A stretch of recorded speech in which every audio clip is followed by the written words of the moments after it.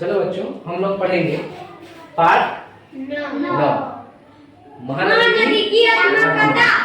तो महानदी अपने बारे में क्या क्या बताती है, इस पूरे पाठ को हम लोग आज विस्तार से पढ़ेंगे। ठीक है, ये हमारा क्या है? नक्शा। किसका नक्शा है? छत्तीसगढ़ का नक्शा। तो इसी नक्शे के माध्यम से हम लोग समझने का प्रयास करेंगे। ठीक है, तो हम सबसे पहले यहाँ डाउन साइड में आते हैं। यहाँ पर एक जिला है जिसका नाम है क्या? धमतरी। क्या नाम है बेटा? धमतरी। यहाँ पर क्या है? एक पर्वत है। क्या है? पर्वत। अब पर्वत का नाम क्या है बेटा? सिहावा। कौन सा पर्वत है? सिहावा। याद रहेगा ना? Yes sir. कौन सा पर्वत है बेटा? सिहावा। सिहावा पर्वत है। ठीक है, सिहावा पर्वत से निकलती है हमारी एक नदी, जिसको हम लोग बोलते हैं, एक नदी निकलेगी यहाँ से, जिसको कौन सी नदी बोलेंगे बेटा? महानदी। कौन सी नदी निकलती है? महानदी। कौन सी नदी? महानदी। महानदी। इसको छत्तीसगढ़ की जीवनदायिनी कहा जाता है या जीवन रेखा कहा जाता है।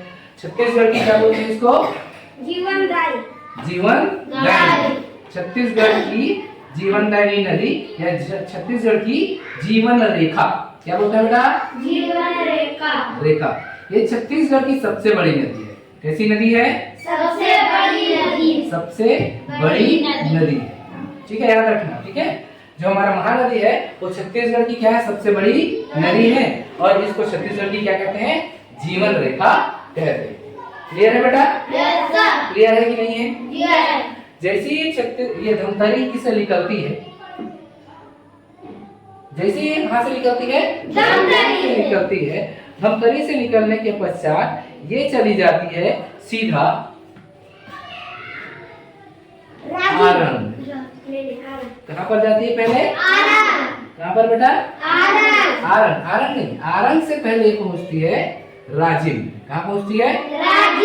राजिम। राजिम हमारा महासमुंद जिले में है। कौन से जिले में है? महासमुंद। ठीक है, कौन से जिले में है बेटा? महासमुंद। राजिम में याद रखना, राजिम की एक खासियत है, राजिम में होता है कुंभ का मेला। किसका मेला? कुंभ का मेला। जो 14 वर्ष में होता है। कितने वर्ष में होता है बेटा? 14 वर्ष में कितने बार? एक बार होता है।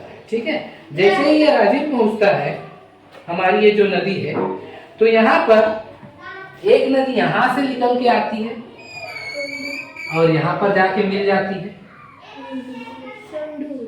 और एक और नदी आती है, वो भी यही आकर क्या होती है? मिल जाती है। कितनी नदियां आकर मिलती है? 2 नदियां। एक का नाम है ये नीचे वाला का पैरी। क्या है बेटा? पैर से जा रहा है ना, इसीलिए। और दूसरा का नाम है हमारा सोंडूर नदी। कौन सा नदी? तो राजिम में 2 नदियां आकर मिलती है महानदी से। कौन कौन सा? पैरी और सोंडूर। जैसे ही थोड़ा सा और आगे चलती है, तब ये पहुंच जाती है जयपुर जिले के, कहाँ पर बेटा? आरंग। कहाँ पर पहुंचती है? आरंग। याद रहेगा? आरंग की एक खासियत है, आरंग को कहा जाता है मंदिरों की नगरी। किसकी नगरी बोला जाती है? मंदिरों की नगरी बोलते हैं। किसकी नगरी बोलते हैं? अब मंदिरों की नगरी क्यों कहा जाता है? क्योंकि यहाँ पर ऐसी मान्यता है कि बहुत ज्यादा मात्रा में यहाँ पर मंदिर मौजूद है। क्या मौजूद है? मंदिर मौजूद है। जैसे ही आगे निकलता है, ठीक है, फिर पहुंच जाता है ये सिरपुर। कहाँ पहुंचता है बेटा? सिरपुर। कहाँ पहुंचता है बेटा? अब सिरपुर की एक खासियत है, सिरपुर को बोला जाता है तालाबों की नगरी। किसकी नगरी बोलते हैं? तालाबों की नगरी। ठीक है, सिरपुर को क्या बोलते हैं? तालाबों की नगरी। यहाँ पर ऑलरेडी मंदिर भी है। क्या क्या मंदिर है सिरपुर में भाई? तो याद रखना। ठीक है, यहाँ पर लाल ईंटों से बना लक्ष्मण मंदिर। कौन सा मंदिर है? लक्ष्मण मंदिर है। और साथ ही साथ क्या है? राम मंदिर है। क्या है बेटा? राम मंदिर है। और साथ ही साथ एक और मंदिर है, गंधेश्वर महादेव की मंदिर है। गंधेश्वर महादेव की भी मंदिर है। और साथ ही साथ याद रखिएगा, यही पर सिरपुर में एक संग्रहालय है। क्या है बेटा? अब ये संग्रहालय क्या होता है? संग्रहालय एक ऐसा जगह होता है जहाँ पर पुराने समय की चीजों को, पुराने समय में मिले हुए चीजों को संभाल कर रखा जाता है।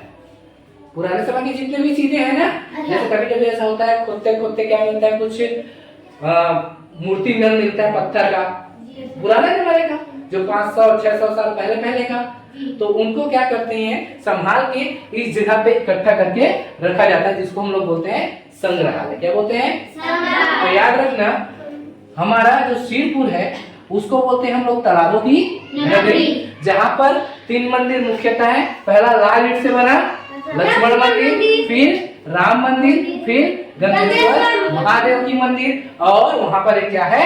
संग्रहालय। क्या है बेटा? संग्रहालय। अब यहाँ से जैसे ही महानदी निकलती है तो आगे चल के पहुँचती है तुरतुरिया। कहाँ पहुँचती है? कहाँ पहुँचती है बेटा? तुरतुरिया फेमस है बेटा वाल्मीकि आश्रम की वजह से। किसके वजह से? वाल्मीकि आश्रम। अब यह आश्रम होता क्या है?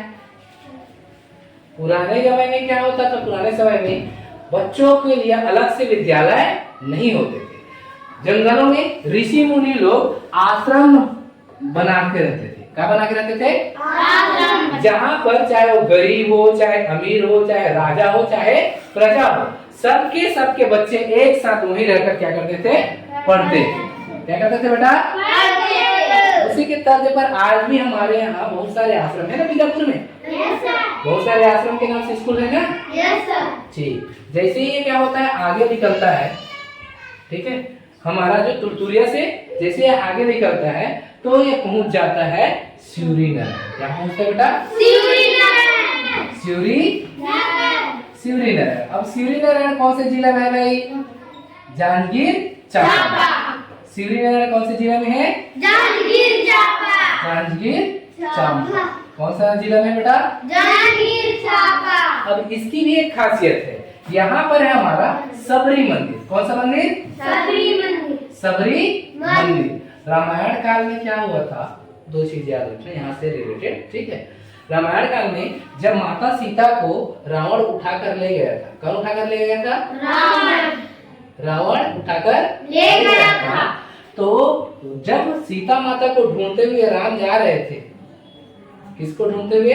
सीता माता को। तब ये लोग रुके थे सिवरी नारायण में। कहाँ रुके थे? सिवरी नारायण। यहाँ पर एक बूढ़ी औरत थी जिसका नाम था सबरी। क्या था? सबरी। अब उन्हीं सबरी माता ने क्या किया था? चक के जूठा बेर इकट्ठा करके रखा था, मीठा बेर को चक के रखा था, उसी बेर को श्री राम को खिलाया था, ठीक है। इसीलिए यहाँ पर क्या है? सबरी मंदिर है। एक्चुअल में सबरी मंदिर सिवरी नारायण में नहीं है, रहने के लिए है खरौद में। किसमें है बेटा? खरौद। लेकिन सिवरी नारायण इससे लगा हुआ है, और सिवरी नारायण में पुरातात्विक पुराने जमाने का एक राम मंदिर है। कौन सा मंदिर है? राम मंदिर है। इसी कारण से यह क्या है? प्रसिद्ध है। क्या बेटा? प्रसिद्ध है। अब सिवरी नारायण में क्या होता है? इधर से इस साइड से एक नदी आकर मिलती है, इस साइड से एक नदी आकर मिलती है, जिसको बोलते हैं जोंक नदी। कौन सी नदी बोलते हैं बेटा? जोंक नदी। तो जोंक नदी कहाँ आकर मिलती है? सिवरी नारायण। कहाँ पर आकर मिलती है बेटी? कहाँ से आपको मिलता है? कहाँ पर? सिवरी नारायण। और इस साइड से घूमती हुई हमारी एक और नदी आती है जो सिवरी नारायण में आकर मिलती है, जो थोड़ी बड़ी होती है, जिसका नाम है आपका शिवनाथ नदी। कौन सी नदी बेटा? शिवनाथ नदी, ठीक है। अब जैसे ही ये सिवरी नारायण से आगे निकलती है, थोड़ा सा बस आगे जाती है, तो फिर से एक जगह पर जाकर ये एक और नदी से मिलती है। लेकिन इस जगह को पहले जान लो, इस जगह के बारे में आप लोग नहीं सुने होंगे। इस जगह का नाम है बसंतपुर। बसंतपुर, या फिर बोल सकते हैं शल्या। क्या बोलते हैं? शल्या। 2 जगह है। नदी के इस पार है बसंतपुर और उस पार में है चलिया। यहीं पर एक और नदी आकर मिलती है जो गौरेला पेंड्रा मरवाही से होते हुए आती है। गौरेला पेंड्रा मरवाही, या फिर बोल सकते हैं यहाँ पर एक पर्वत है जिसका नाम है रामगढ़ की पहाड़ी। किसकी पहाड़ी? रामगढ़ की पहाड़ी से एक नदी बहती हुई आती है जो मेरे गांव से होकर गुजरती है, जिसका नाम है हसदेव। क्या नाम है बेटा? हसदेव। हसदेव नदी आती है रामगढ़ की पहाड़ी से और आकर कहाँ मिलती है? बसंतपुर में। कहाँ पर मिलती है? बसंतपुर में। इस नदी की एक खासियत है बेटा, सारी नदियां क्या होती है? इधर से इधर बहती है। मतलब देखा जाए तो दक्षिण से उत्तर की ओर बहती है, दक्षिण से उत्तर। लेकिन ये जो नदी है हसदेव नदी, उत्तर से दक्षिण की तरफ बहती है। इसकी एक खासियत है। क्लियर है बेटा? फिर ये आगे नदी आगे निकल जाती है हमारा महानदी और पहुंचती है उड़ीसा में। कहां पर बेटा? उड़ीसा में। जब ये उड़ीसा में पहुंचती है तो यहाँ पर एक बांध बना है। क्या बना है बेटा? बांध बना है जिसका नाम है कौन सा बांध? हीराकुंड बांध। हीराकुंड बांध बहुत बड़ा है ना? हीराकुंड बांध क्या है? बहुत बड़ा है। ठीक है। और ये जो हीराकुंड बांध है ना बेटा, यहाँ पर बहुत ही ज्यादा मात्रा में पानी को इकट्ठा किया जाता है और सिंचाई के लिए लोगों को उपलब्ध कराया जाता है। एक और चीज याद रखिएगा, जैसे ये धमतरी से निकलती है, धमतरी में ही पहाड़ से निकलती है, तो यहीं पर एक और बांध बना है। यहीं पर क्या हुआ? एक और बांध बना हुआ है। याद रखिएगा, इस बांध का नाम है गंगरेल बांध। कौन सा बांध बेटा? गंगरेल बांध। इसका जल भरा क्षेत्र बहुत बड़ा है, इसी कारण से यहाँ टरबाइन लगाकर बिजली का उत्पादन भी किया जाता है। किसका? बिजली का उत्पादन भी किया जाता है। क्लियर है बेटा? समझ में आया? पक्का? क्लियर है ना? बोलोगे कहीं ना? जैसे ये क्या होता है, उड़ीसा में पहुंचती है, फिर आगे चल करके ये और छोटे छोटे भागों में विभक्त हो जाती है। छोटे छोटे भागों में क्या हो जाती है बेटा?